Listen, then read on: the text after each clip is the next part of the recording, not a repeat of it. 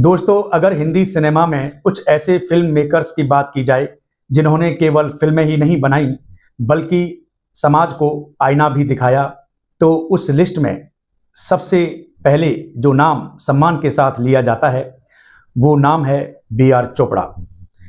जी हाँ, बलदेव राज चोपड़ा, यही B R Chopra साहब का पूरा नाम था।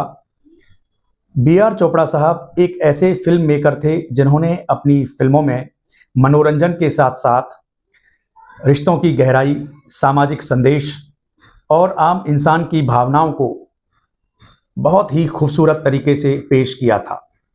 22 अप्रैल 1914 को राहू गांव में बी आर चोपड़ा साहब का जन्म हुआ था, जो कि अब शहीद भगत सिंह नगर ज़िले में आता है, पाकिस्तान का हिस्सा है।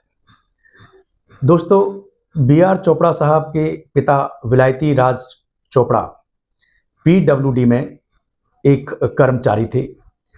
कई भाई बहन थे बी आर चोपड़ा, तो अपने भाई बहनों में बी आर चोपड़ा दूसरे नंबर पर थे और जो सबसे छोटे भाई थे वो यश चोपड़ा थे, जो बाद में बहुत ही विख्यात, बहुत ही फेमस फिल्म मेकर बने।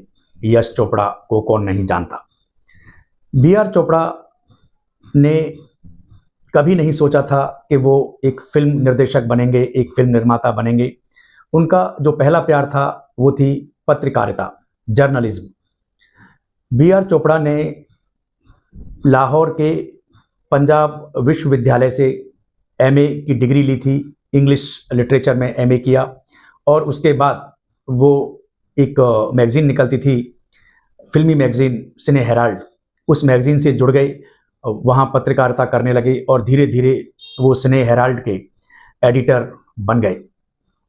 फिर 1947 में बी आर चोपड़ा ने एक फिल्म शुरू की, चांदनी चौक। फिल्म की कुछ हद तक शूटिंग हो चुकी थी, लेकिन तभी भारत विभाजन के दौरान दंगे भड़क गए और बी आर चोपड़ा के परिवार को लाहौर छोड़कर भागना पड़ा। सबसे पहले दिल्ली आए और फिर वहाँ से बी आर चोपड़ा मुंबई आ गए। यहाँ पर बी आर चोपड़ा ने संघर्ष किया और 1948 में अपनी पहली फिल्म बनाई, करवट। ये फिल्म फ्लॉप हुई, लेकिन बी आर चोपड़ा ने हिम्मत नहीं हारी।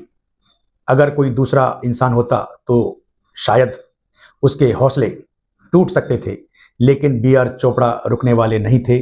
उन्होंने फिर एक फिल्म बनाई जो कि 1951 में आई थी। फिल्म का नाम था अफसाना। अशोक कुमार इस फिल्म में डबल रोल में नजर आए थे। ये फिल्म बॉक्स ऑफिस पर सक्सेसफुल रही थी और यहाँ से बी आर चोपड़ा ने अपनी कामयाबी की इबारत लिख दी थी हिंदी सिनेमा में। इसके बाद बी आर चोपड़ा ने चांदनी चौक, जो फिल्म वो बना नहीं पाए थे पहले उस फिल्म को बनाया। एक ही रास्ता फिल्म बनाई, कानून फिल्म बनाई, गुमराह फिल्म बनाई, हमराज फिल्म बनाई। तो बी आर चोपड़ा हर जोनर में फिल्में बना रहे थे। फिर 70s का दौर आते आते बी आर चोपड़ा ने सस्पेंस थ्रिलर फिल्म धुंध बनाई, जो कि बहुत ज़्यादा लोगों ने पसंद की थी। इसमें डैनी और जीनत अमान के काम को बहुत ज़्यादा पसंद किया गया था। फिर उसके अगले ही साल बी आर चोपड़ा साहब ने एक कॉमेडी फिल्म बनाई, पति पत्नी और वो, संजीव कुमार और विद्या सिन्हा को लेकर। इसमें रंजीता भी थी, तो ये फिल्म भी कामयाब रही। बी आर चोपड़ा साहब ने फिर इंसाफ का तराजू बनाई, जो कि वुमेन एक्सप्लॉयटेशन पर आधारित थी। एक महिला विषय को उठाया गया था इस फिल्म में। फिर निकाह फिल्म बनाई, जो मुस्लिम समाज की समस्याओं पर फिल्म थी। बी आर चोपड़ा साहब ने फिल्में डायरेक्ट भी की और प्रोड्यूस भी की।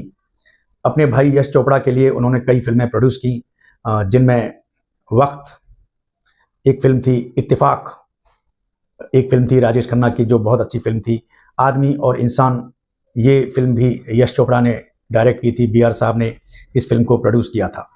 दोस्तों, 80 के दशक के आखिर में बी आर चोपड़ा साहब ने टेलीविज़न की तरफ रुख किया।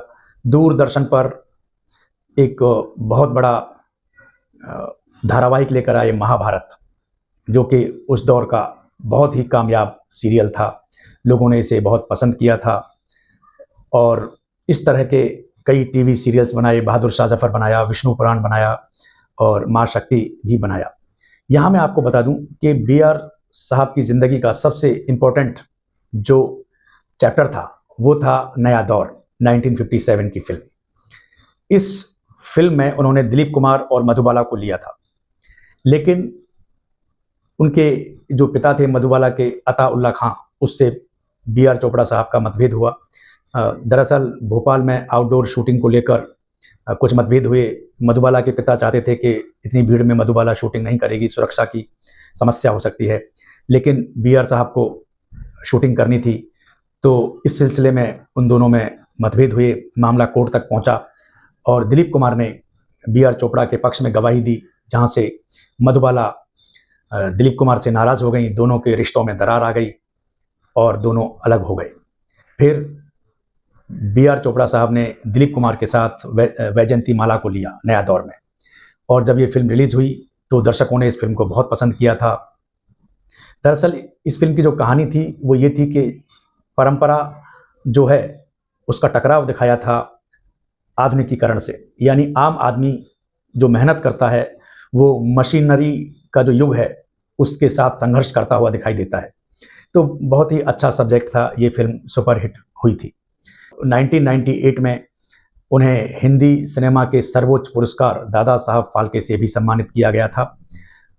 फिर 2008 में बी आर चोपड़ा साहब का निधन हो गया। भारत सरकार ने 2013 में बी आर चोपड़ा साहब के नाम पर डाक टिकट भी जारी किया था। तो बी आर साहब ने फिल्म जगत में नाम कमाया, सम्मान कमाया और मर्यादा भरी फिल्में बनाई, पारिवारिक फिल्में बनाई। तो जब तक ये हिंदी सिनेमा रहेगा, बी आर चोपड़ा साहब का नाम सम्मान के साथ लिया जाता रहेगा।